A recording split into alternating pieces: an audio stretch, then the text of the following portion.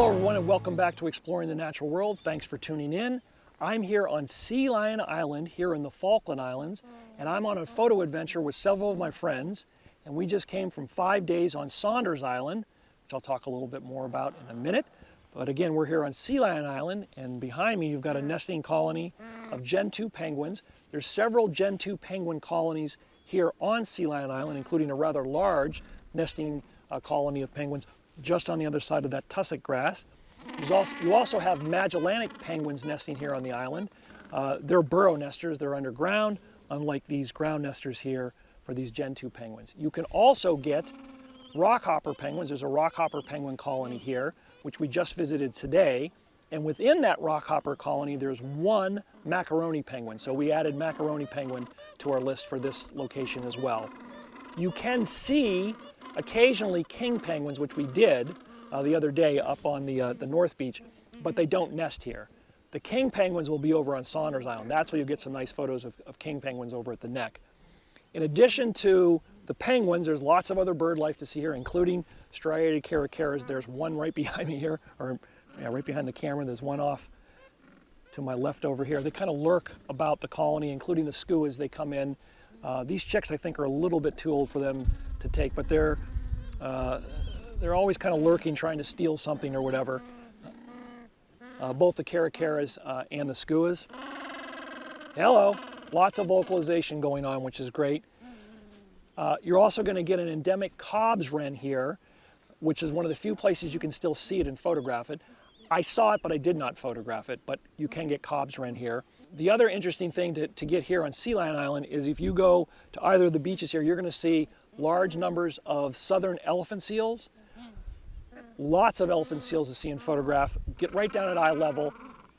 Keep your distance from the real big ones. The young ones, however, the pups, are very curious, and sometimes you'll just be sitting there and all of a sudden one kind of creeps up on you, and next thing you know, you turn around and there's one within a few feet of you. So the young pups, you just got to kind of be aware. They're not, I don't think there's a real problem with it, but they're just kind of curious. The striated caracaras, the Johnny Rooks, you absolutely want to pay attention to them, because if you put something down, they might come over and start picking at it or trying to drag it away or whatever. So keep your eye on the Johnny Rooks, because they're very curious, again, with anything that you put down. In terms of the accommodations here, the lodge is absolutely fantastic. Great accommodations, good food, great service. Full bar if you want a beverage after dinner or whatever, coffee, tea, the whole 9 yards.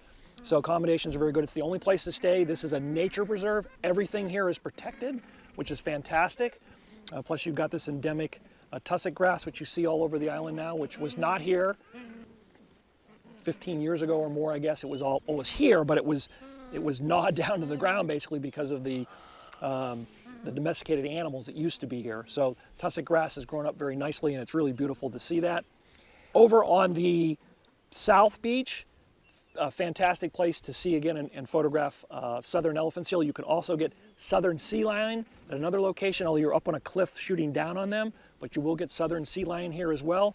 Over at South Beach, you can see the killer whales, the orcas coming in. They're hunting the elephant seals, and they come into what's called the orca pool. We have seen killer whales on multiple locations, 7 or 8 of them. We have not seen them take an elephant seal, but certainly that can happen, so just be aware of that. Saunders Island, if I can go back to that, there you're going to have 4 species of penguins if you do both locations, the neck and the rookery.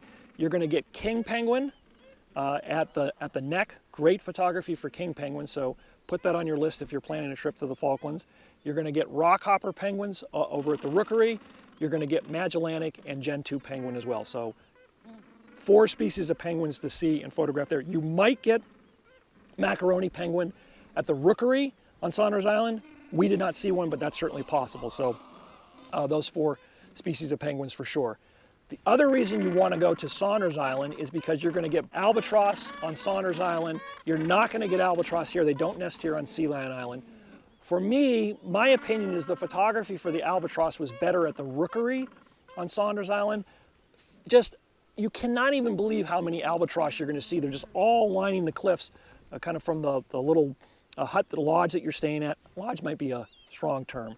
The accommodations you're staying at, nice, it's comfortable, very good. The food's good and so forth. But just albatross, you're walking the whole way to the rookery. Lots of albatross to see and photograph there. And then the rockhopper photography in particular is really good at the rookery on Saunders Island. So lots of birds to photograph here. They're all very tame, very approachable. It's just a wildlife and bird photographer's paradise. You're going to have a fantastic time. In terms of equipment, all the folks in my group are shooting Canon, myself included, as you know. I'm shooting the Canon R3, and this is the Canon 100 to 500 millimeter lens, which I used in Iceland, if you watch my Iceland video. I debated on taking my 600 here to the Falklands on this trip, and I'm glad I didn't. It really was not needed at all. The 100 to 500 has been my primary lens, also a straight 24 prime that I've got, and a 24 to 105. If you were traveling here and you only wanted to bring 2 lenses and you were a Canon shooter, you could do the 100 to 500 and a 24 to 105 and you would do just fine. I'm also traveling with my GoPro that I'm recording and my tripod. A lot of the photographers that we've run into, including a couple in our group, are not traveling with tripods. They're shooting everything handheld, which is totally fine. So you don't need a tripod unless you're going to record video. I recorded a lot of video on this trip, so obviously I like to have a tripod for that.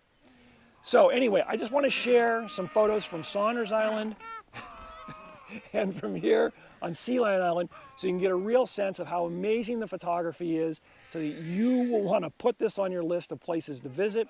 So the Joni Rook just went through. He's right here. So that you're going to want to visit here. So let's have a look at some of the photos and videos so you can get a real sense of how incredible this place is. Let's have a look.